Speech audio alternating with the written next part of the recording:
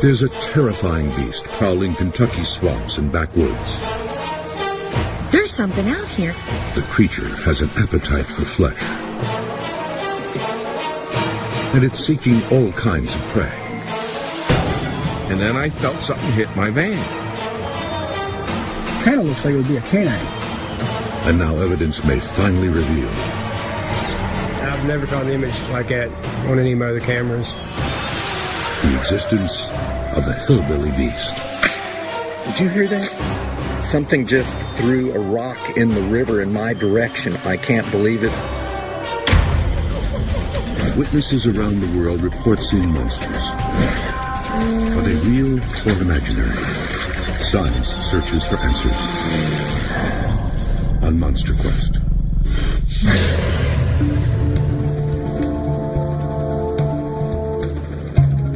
Kentucky is hill country. This part of the country is famous for its small town hospitality and horse farms. The Ohio River in the north and the Tennessee to the south form natural borders around the state's lush, natural forests.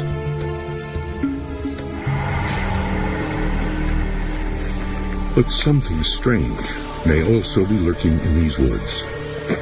When we looked over there, there was a big, dark-colored creature standing across the slough. It wasn't walking on all fours. It was walking upright. The hair was long, a foot long, all over it, from top to bottom. They were big eyes.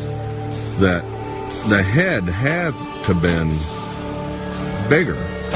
Eyewitnesses report seeing a dark, hairy creature, 8 to 10 feet tall, and weighing up to 800 pounds. It is said to be covered with matted brown fur, and his eyes that appear black in the day and yellow-orange in darkness. The creature is also said to let out piercing shrieks and howls at night. Kentucky's lush vegetation and secluded waterways provide an ideal home for deer and other animals thought to be the beast's primary prey. We decided one night that we were just going to get out of the house and we were going to go parking. Amy and John Long were engaged to be married.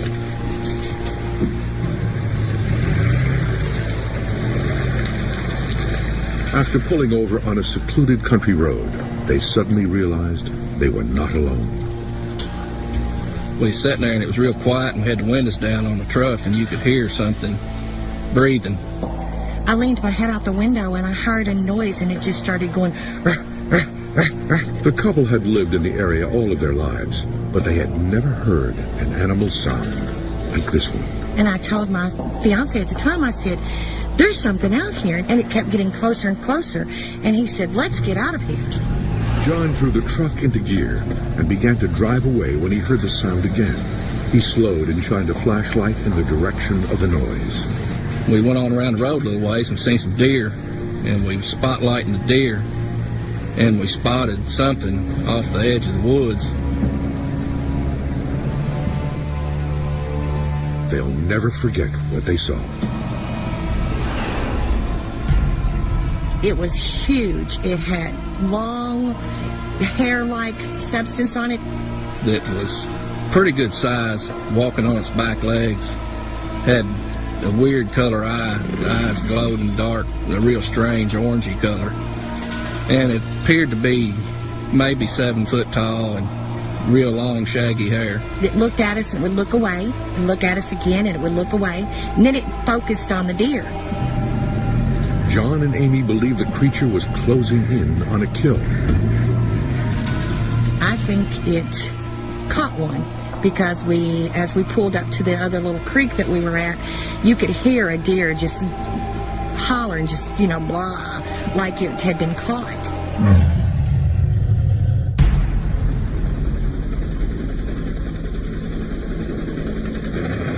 Stories about the beast have circulated in this area for decades, and numerous witnesses have recently come forward. Tim Farmer works with Kentucky's Department of Fish and Wildlife and is skeptical that such a creature exists. I have people that call with sincere sightings of things that they think they have seen. And I would never, ever in a million years call somebody a liar. I would disagree with some of the sightings. Farmer thinks the sightings are an instance of misidentification of black bears. These mammoth creatures were only recently confirmed to exist in Kentucky. Now, some of these bears get pretty big. They can stand up. You know, when they stand up, they look huge. And there are variations of color. A bear can have a cinnamon color. So they can be a brown, they can be a black, but all variations of the black bear. Farmer believes the sheer number of hunters active in the state makes it unlikely an unknown creature could remain undetected. For the hunter who's out there who really wants to see what's going on in the woods, he has a trail cam. There are thousands, probably tens of thousands of these in Kentucky.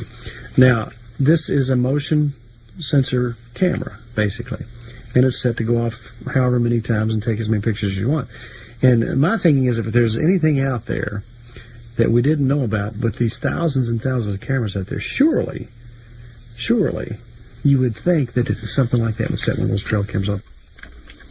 But camera traps may have captured something that cannot be explained.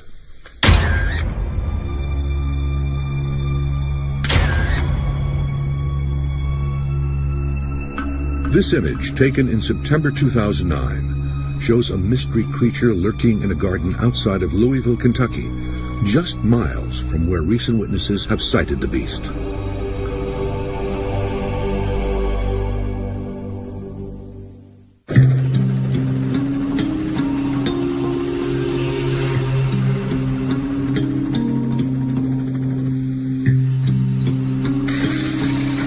It is in this area, close to where the image was taken, that the expedition team will begin their search. They'll make their campsite near Henderson, Kentucky, on the banks of the Ohio River. They'll begin their investigation by interviewing eyewitnesses. This place has a long history of creature activity that stretches back for decades, and I think if we just concentrate our search around this area here and work our way out, we might, find some trace evidence and just go from there. When I get to a spot, what I'd like to do is get there a few days in advance if possible. Mark Peterson, a professional animal tracker, will lead the expedition. And go out and locate natural travel corridors, pathways, trackways, things like that, and look for animal sign, food source, and water source. Predators the size of the hillbilly beast tend to hunt at night. So Peterson has brought 2 cameras that the team will mount in the woods to allow for a night observation of the area. They'll also scour the woods on foot to search for physical evidence of the creature.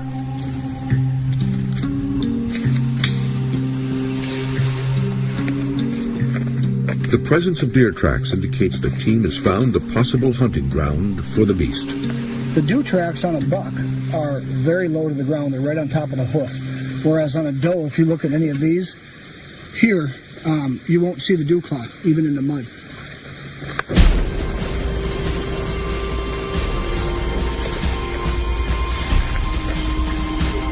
To get the search started, they will deploy an infrared camera attached to a miniature helicopter. Once in the sky, the remote system will alert the team to the presence of any large animals. The survey will help them narrow their search area. With the helicopters, we can get up to about 400 feet of altitude, moving around an area of about an acre to look for whatever's out there. The camera will transmit images wirelessly to a monitor on the ground.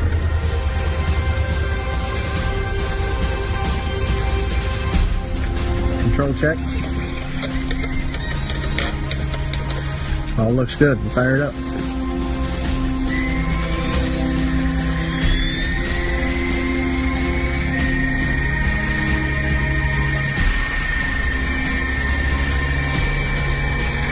Give me a look left toward the tree line. Yeah, you're way nose down there. Yeah, watch the trees too. Yep.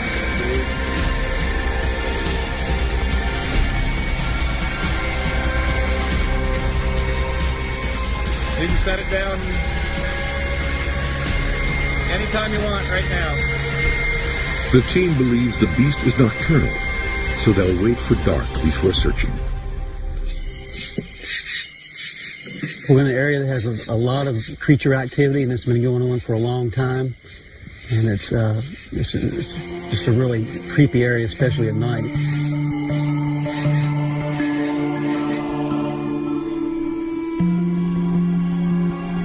They launched the mounted camera in a wetlands area outside Geneva, Kentucky. Ready, Greg? Yep. We're going. Okay.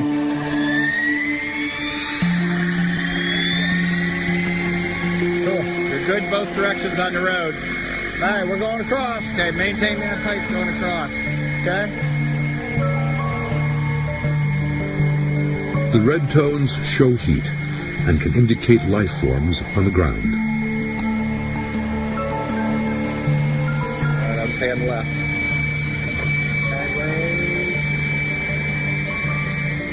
The helicopter makes wide sweeps, covering an area that would take days to search on foot.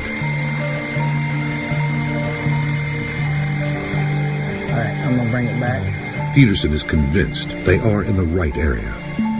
Down in this area, there sure are a lot of people that have stories of sightings, which is pretty interesting because it sure is a whole lot of folks down here that keep seeing something. How can it not exist?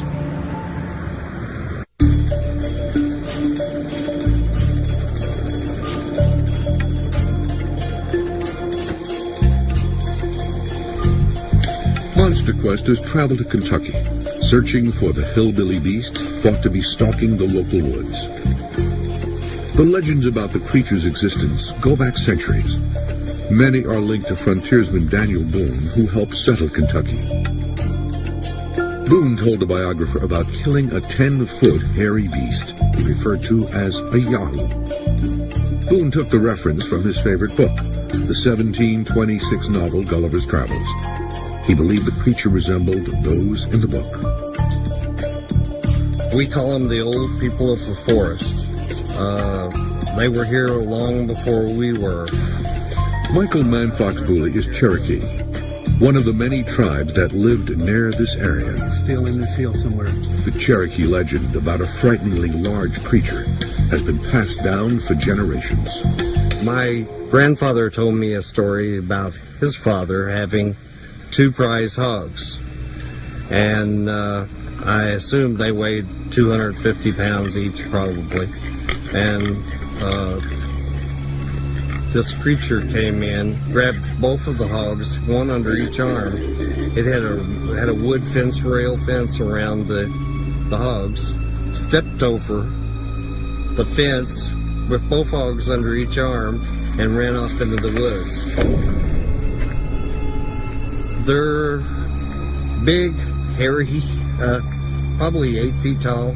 They use the creeks and the waterways for their pathways to get places. That's why you don't find a lot of their footprints. The recent eyewitness reports match the legends, but evidence of the beast has been elusive until now. I've been putting cameras out now for probably 10 years. Okay. In 2009, Kenny Mahoney, an avid hunter, set up some of the trail cameras he uses to track deer and other game. I have a raise a garden, and wildlife eats quite a bit of it, so I put out a camera to see the pattern, see what's coming through the garden. He never expected to see something like this. Everything's I've caught on my camera has been pretty explainable, you know, and that photograph's actually got 2 objects on it that I can't explain. In addition to the unidentified image in the center, there's a similar but smaller image to the left. So many people look at it and see something different. I mean, I just like to see. It made me feel a lot better to rule some things out with anything. What do you grow back here? The science team will analyze the image. Deer, I put out turnips. That's it. Yeah. Peter Schmitz, a photo analyst, is conducting field experiments to determine the size and scale of the mysterious creature. That one. In this situation, we're taking a known photograph and we're trying to determine the physical size of whatever the creature or target is. The camera model. Schmitz stages a control photo at the same location. By manipulating the elements within the photo, he will try to determine the size of the creatures shown in the original. And by doing that, I can actually transpose the images over the top of each other and see and use that as a comparison for physical. Ideally, if we can have the exact same camera in the exact same position as soon after the original photo was taken at the same time of the day if the photo is taken outside, so we can duplicate lighting conditions. Less than 2 weeks have elapsed since the original photo was taken. Conditions for replicating the image are ideal. What are we looking at? About 35 yards to the spot where the creature was. What we're probably going to want to do is put something of a known size over there, maybe a person. The game cam here. Mahoney's son, Kenny Jr., will stand in the area where the image was captured. Go ahead and get her set up, and we'll get a manual shot of him when he gets over there. Can you open up the tape measure to 3 feet? And get it so we can see it? Hold your hand on either side of that 3-foot length.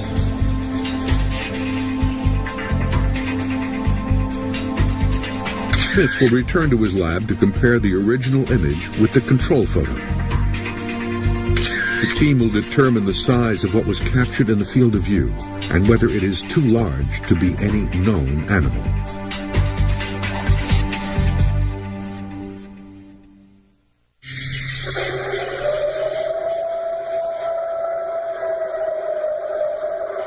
The expedition team is investigating the strange cries the creature makes at night.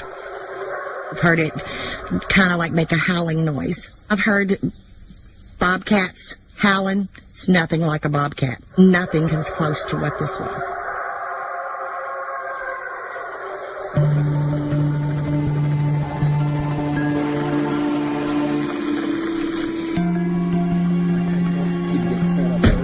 Those who've heard these cries claim they are unlike any known wildlife species. You have a wide variety, everything from howls to screams to whoops to growls. The team is outside of Lawrenceburg, Kentucky, where a number of witnesses have reported hearing the beast.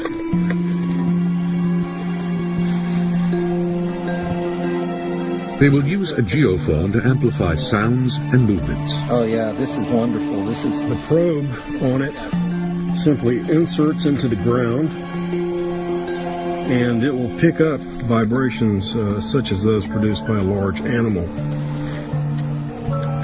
The microphones and recording devices are synchronized and positioned in 2 locations to maximize audio coverage.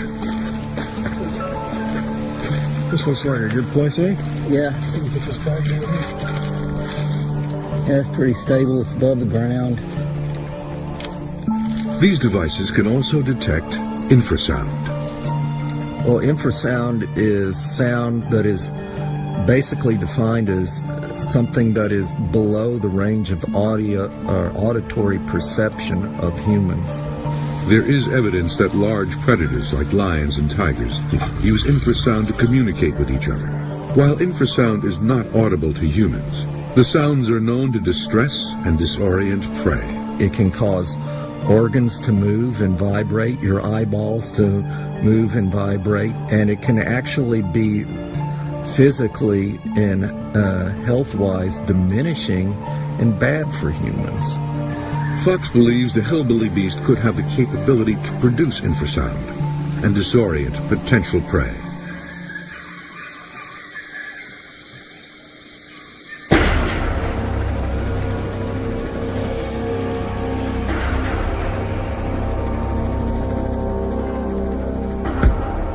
The expedition team has recruited local guides to take them into swamps deep in the backwoods. Many of the eyewitnesses claim to have encountered the monster near water. And obviously we're on the Ohio River, and animals by nature are lazy. They always take the path of least resistance. So rivers are natural travel corridors for any large-bodied animal. All right, let's get going. Most of these logs is real difficult to see, so you tend to just run up on them and get stuck. Wow, this thing just goes forever, doesn't it? Yeah. You get a lot of reported sightings of creatures down in these cypress swamps, don't you?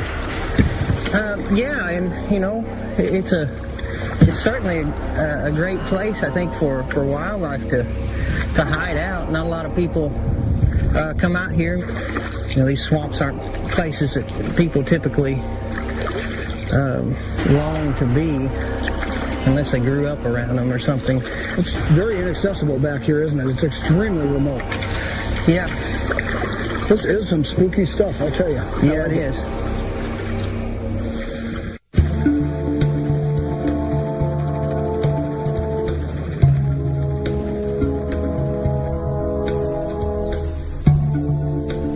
Monster Quest is combing Kentucky's backwoods for the hillbilly beast, a 7-foot flesh-eating monster. The expedition team is near Geneva, Kentucky. Fresh evidence suggests that many of the encounters have occurred on or near the area's many rivers and streams. And then I felt something hit my van and knock it.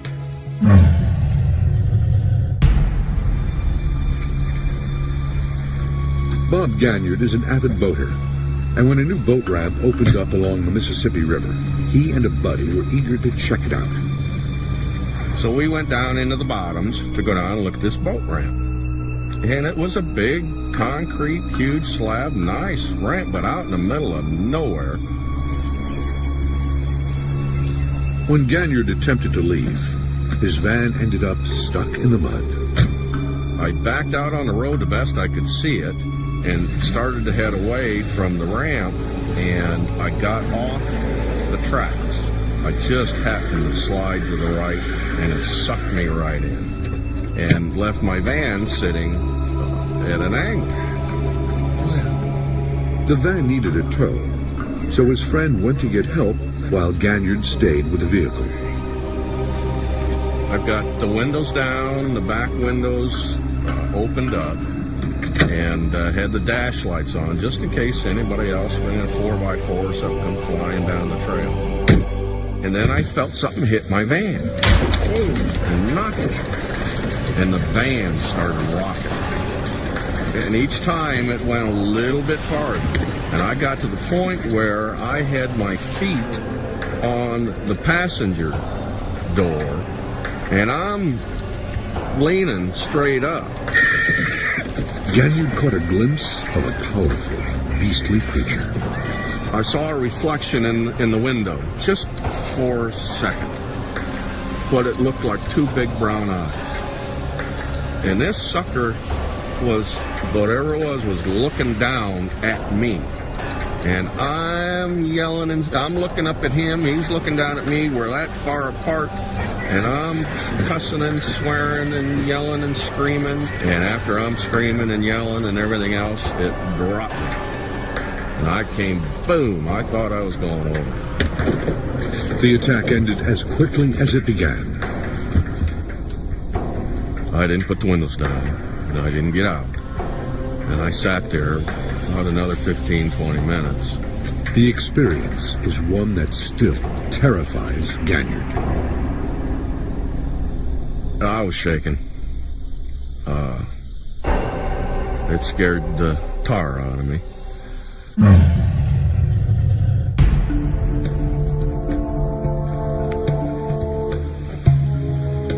The expedition team is exploring the woods outside Hebbardsville, Kentucky, This is a gorgon. where Michael Manfox Bewley recently discovered an unusual tooth. And literally right back here is where you found that tooth. Yes. I'm very curious to see what it is. I have my own idea. I believe it's one of these creatures too. Sure. But yeah, I'm very curious to see what it is. What do you think about that, Mark? Well, because of the shape of this, kind of looks like it would be a canine from something. Is that kind of what you think? I'm thinking it's a canine tooth, yeah. Peterson immediately notes something else. Canines never have a double root. They always have a single root. So that automatically tells me it's not a canine. Mm-hmm. It could be something like a premolar. Take it for granted. The team would like to do DNA testing on the tooth, but Bewley does not want to part with what he considers a sacred object. They decide to take high-resolution photographs of the tooth for analysis.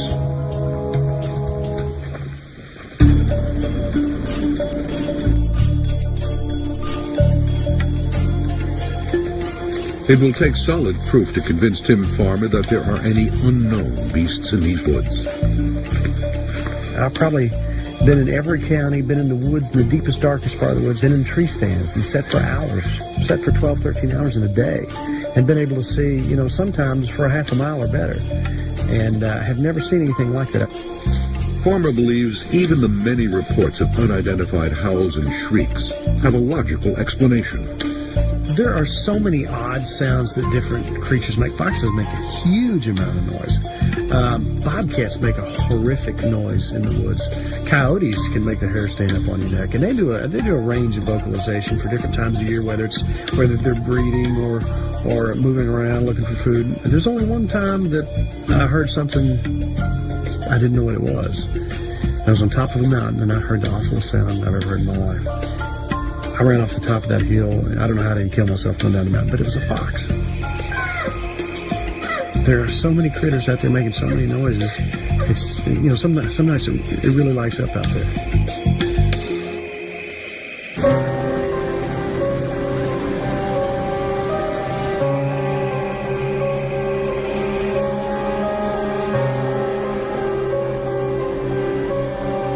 Outside Lawrenceburg, Kentucky, the expedition team is recording the sounds in these woods. The team hopes to capture the beast's vocalizations. They will try to elicit a response using both recordings of known animals and unidentified recordings collected by audio expert Joe Fox.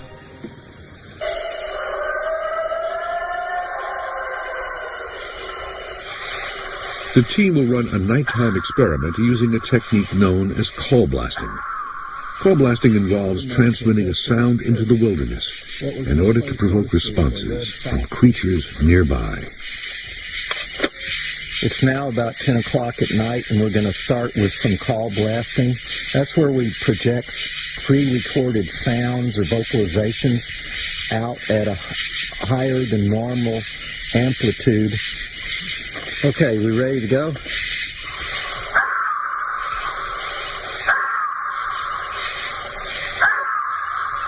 Okay. Now everybody be quiet.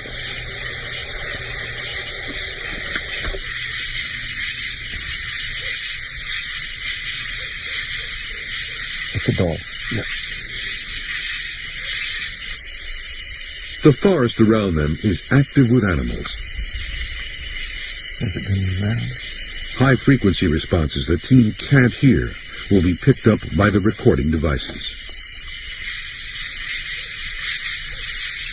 Well, I hear something. Yes, it's to our south at about 10 to 11 o'clock.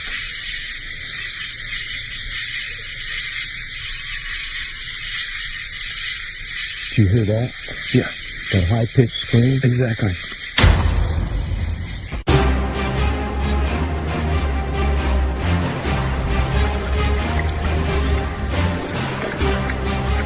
Monster Quest is in a remote cypress swamp deep in the Kentucky wilderness, tracking down proof of the hillbilly beast. When it stepped out of the trees, I sort of just jumped. Well, it did the same thing. Lynn Hutton took his 8-year-old son deer hunting along a trail not far from their home in Lawrenceburg, Kentucky. I'd taken him along just so he could see what it was like. The pair was in an area thick with cedar trees and trails, hoping to find deer. Deer like cedars for cover, and so their path naturally will follow into cedar thickets a lot. Late in the day, father and son gathered their gear and headed home. Got close to being dark. I told him we better be getting back because it was quite a good little walk back to the truck. They were hiking home when they encountered the beast. Naturally, I wasn't expecting it to be there, but when it stepped out, I don't believe the way it acted. I don't believe it expected us to be there. It just kind of shocked me. I looked at it. I took my son, kind of pushed him to the back beside me. The encounter lasted only a few seconds, but in that short time, Hutton got a good look at a huge, hulking beast. This thing was between 7 and 8 foot tall. It had long, brown, matted hair all over it. Its face was covered, its arms, body, the whole thing was just covered in this long, matted brown hair. And I didn't know if we were, you know, if the thing was gonna... Hutton had a gun stashed in his coveralls. By the time I had thought to actually lay my bow down on the ground and unzip my coveralls and get my gun out, this thing stepped back into the cedar trees just like it stepped out. When the creature disappeared, Hutton and his son ran to their truck. He never reported his story to police. I wouldn't take anything for that minute or two, but at the same time, I don't want to do it again. It was scary. It really was scary. I mean, it scared me really, really bad, to the point that I never went deer hunting on that farm again. Never.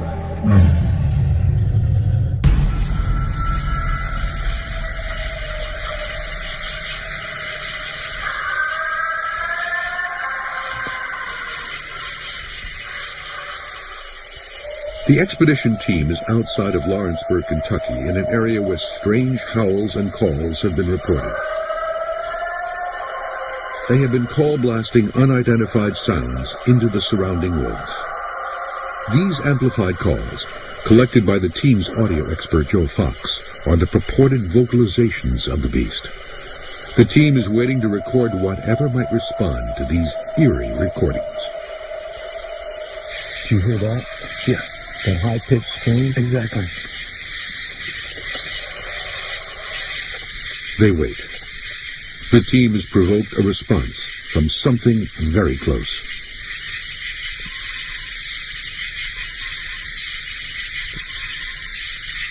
That's very high frequency. I think what we're hearing off to the side over there is a screech owl. It's very high frequency. But we did also simulate some other vocalizations.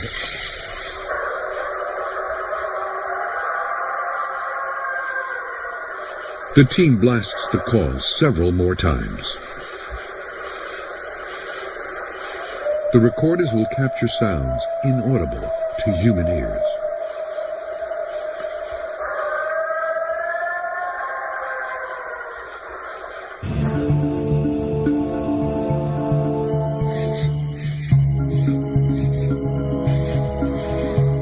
The following day, the team reviews the tapes.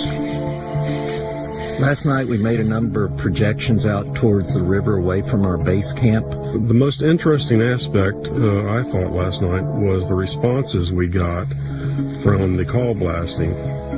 They have identified the calls of a number of common nocturnal predators. A screech owl, a dog, a coyote. But there are also sounds they cannot identify. Those will have to be analyzed back at the lab.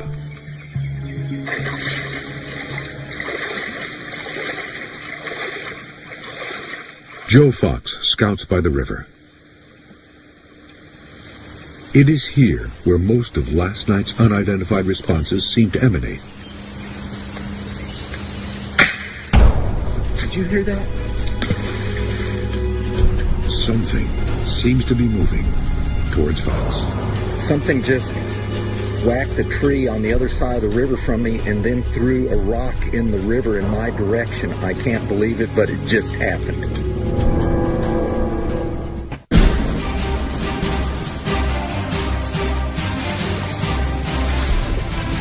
Monster Quest is in Kentucky, hunting for the truth behind repeated sightings of the hillbilly beast. This couple saw the creature and then heard the cries of a deer that it may have attacked. This man may have photographic proof of the beast. This boater was waiting for a tow out of the mud when his van was violently attacked. And this scientist might have provoked the creature's aggression. It looked like a rock, and it looked like it was directed towards me.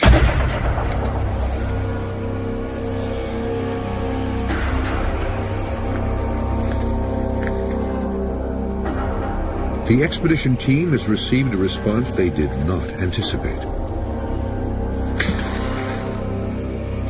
Something is moving near the river, and an object hurled in the direction of Joe Fox has him on edge. The rest of the team heads to Fox's location. Okay, man, we're on our way. We'll just see you in a little while. Over. The team searches the woods as the daylight hours slip away. They can find no sign of the creature, but something seems to be on the move, and it is agitating a pack of nearby coyotes. I have to admit that when I turned around and I saw that rock being thrown in my direction from the other side of the river, it really sort of frightened me because it's something that I'd never experienced before.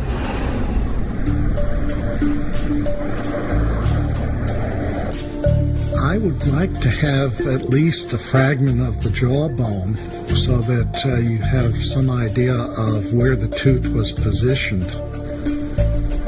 Dr. Graham Hickman has received the photo of the tooth provided by the expedition team.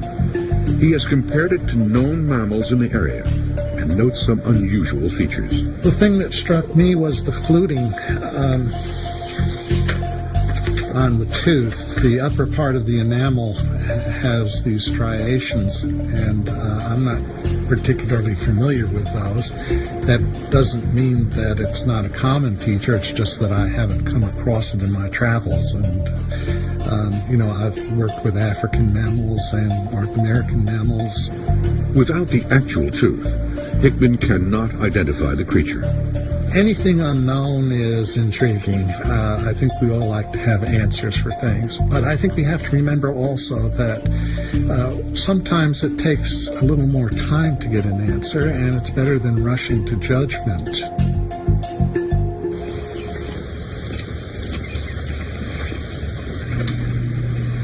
The Kentucky field audio recordings are being analyzed at Texas A&M University. The process involves listening to each tape, making files of the sounds, and analyzing them with computers. The team makes a startling discovery.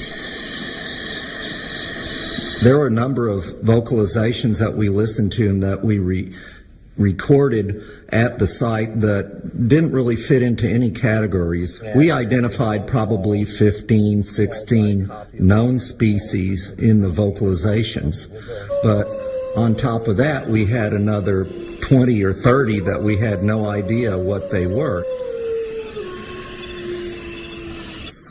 All animals have a range of fundamental frequencies in their vocalizations. The full context of and this is around 300. While in the field, the team heard coyotes stirring. Now they learn that a mysterious howl set off the pack.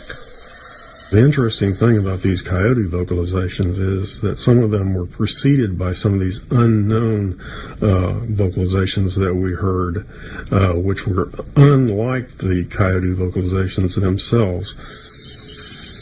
You hear that call? We're getting some howls as well. Yeah.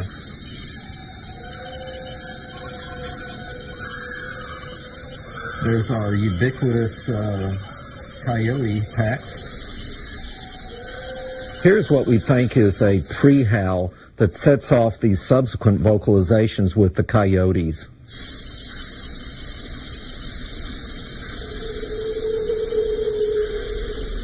There seemed to be a trigger causing the coyotes to start their howling, and it was a howl of short duration that was at much lower frequency. It's definitely a larger animal than a coyote. We can draw some conclusions, and they're not precise conclusions, in that there are some unknown vocalizations out there, and it just calls for the need for more investigations like this to bring into context what we might be hearing.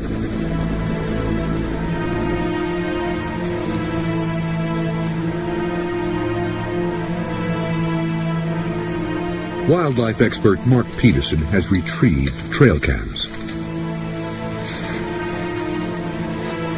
The camera's sensors were triggered. Photos have been taken. We've got two sets of trail cams that we'll look at now. The first set, we've got 4 photos. The weather has been terrible out here, so we didn't do a lot on our trail cams. We got a couple of deer, I'm just coming down that draw. The deer are thought to be a food source for the creature. Coyote. Yeah. How many people do you think you talk to a year that claim to see something on average? Well, on average, about 15 or 20 a year throughout the state. The shot of what appears to be the Image expert Peter Schmitz has analyzed the photo of the strange creature taken by a Kentucky man in the fall of 2009. I immediately started looking at what else was in the image besides the perceived creature. I look at things such as corn that was growing in front of the creature. Based on the corn stalks, I estimated the creature to be fairly large, in that possibly 3 feet across, shoulders, height-wise, 6+ feet.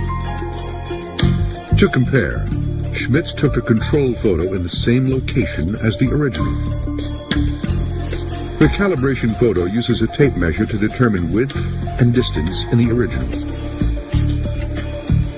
I can now go in and actually measure from shoulder to shoulder with my calibration file already in place. Anywhere from 2 to 2.5 feet. After further investigation and really studying the image closer, along with several other photos that were taken from the same game camera, there were other images that popped up that suddenly started to make sense. What we learned was that the target that we thought was at a greater distance from the camera was far closer, much closer, probably within 10 yards of where the camera was located. So now, once we've determined that, we suddenly realize it's not the large creature that we thought it was. It's a bird.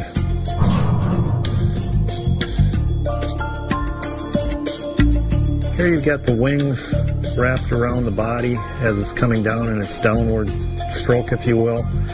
You can see the feathers in the leading edge of the wing here. You can see the tail feathers in the back controlling his landing. For the man who took the photo, Schmitz's scientific analysis doesn't solve the mystery of the beast. Just acres and acres of wilderness that, people just really are scratching the surface on. And I don't believe that it's out of the question for something to be back there that we don't know about.